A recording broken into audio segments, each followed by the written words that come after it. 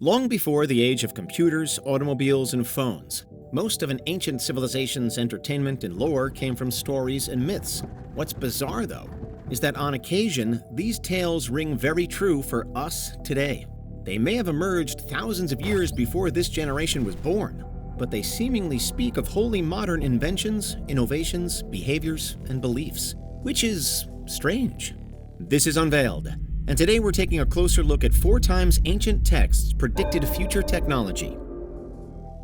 Do you need the big questions answered? Are you constantly curious? Then why not subscribe to Unveiled for more clips like this one, and ring the bell for more thought-provoking content.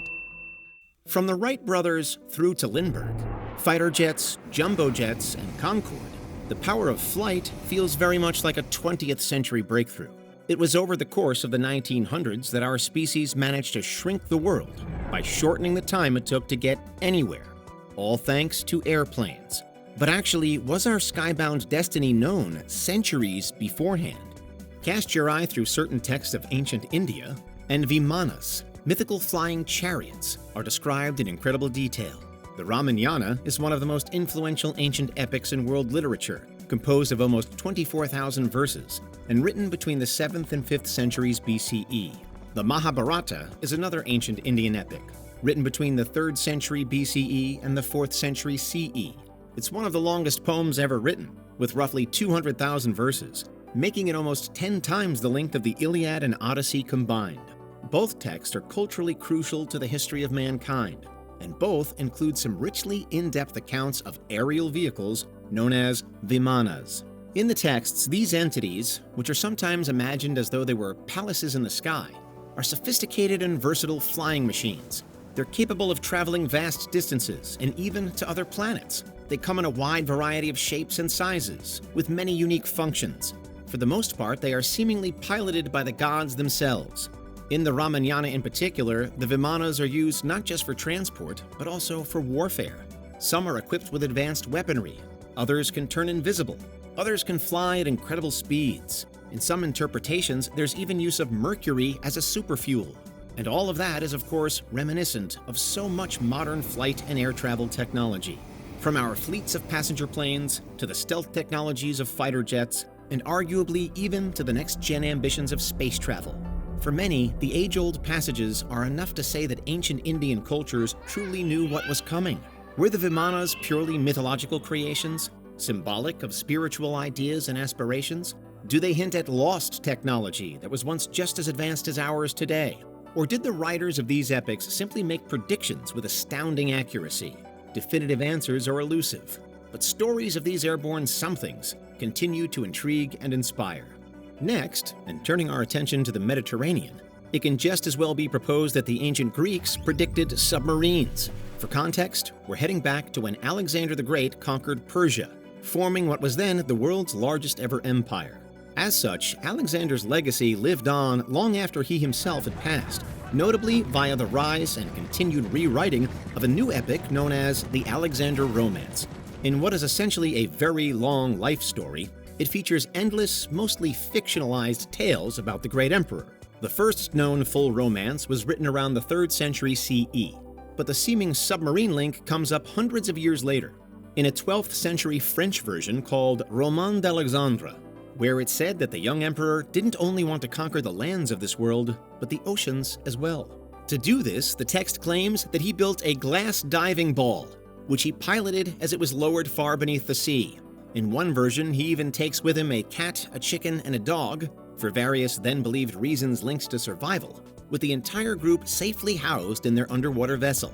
If this particular episode in Alexander's life actually did take place, then it would have been so incredibly far ahead of its time.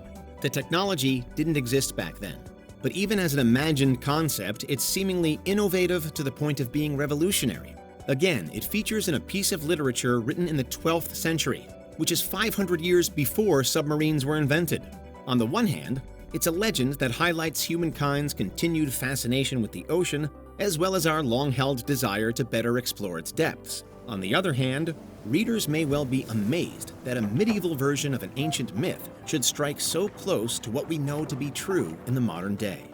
Moving to our third prediction, but staying in ancient Greece, And there are multiple classic myths and stories that seemingly preempt robots. The actual term robot didn't come into popular use until the early 20th century, but the Greeks are credited with perhaps the earliest depictions of what we now know a robot to be.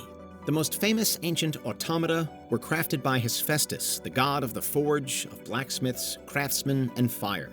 It's said that it was his unparalleled skill in metalworking that allowed him to create numerous mechanical servants, including self-moving tripods and golden handmaidens, which were then given to the gods and mortals alike.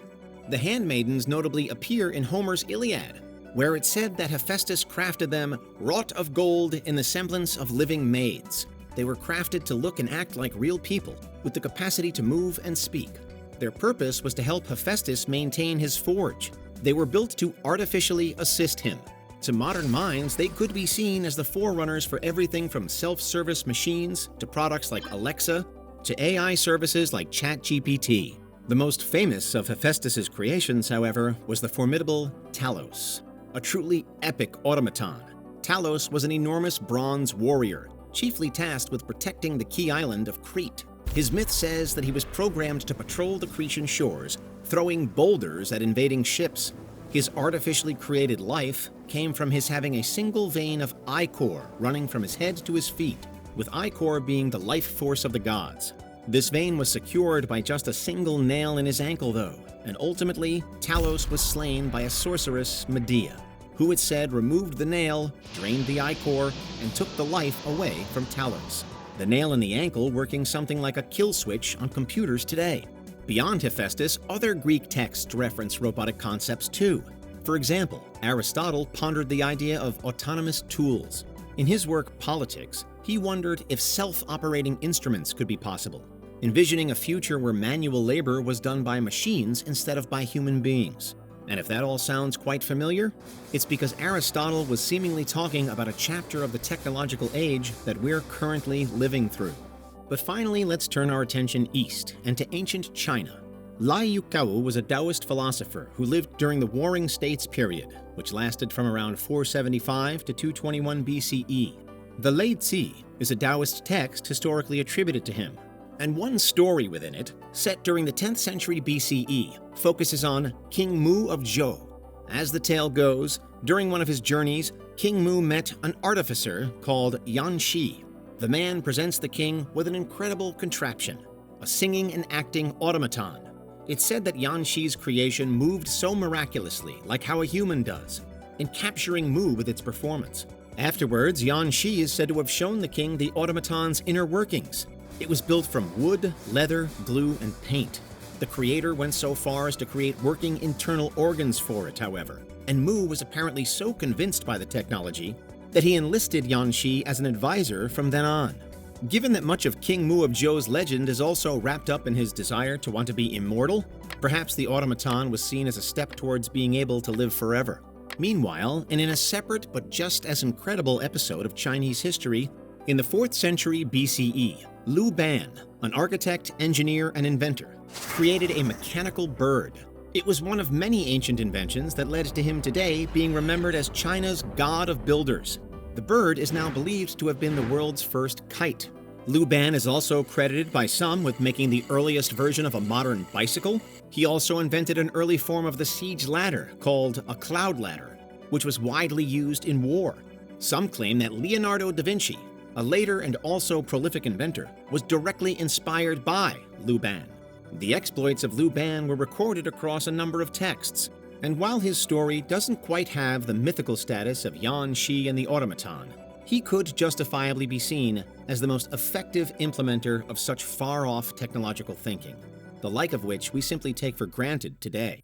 So what's your verdict? Do the Vimanas predict airplanes? Did Alexander the Great ride a submarine? Do we have Hephaestus to thank for robots? Is Yan Shi the true father of automation? No matter how you look at it, it would seem that the roots of modern technology stretch very, very far back. What do you think? Is there anything we missed? Let us know in the comments. Check out these other clips from Unveiled, and make sure you subscribe and ring the bell for our latest content.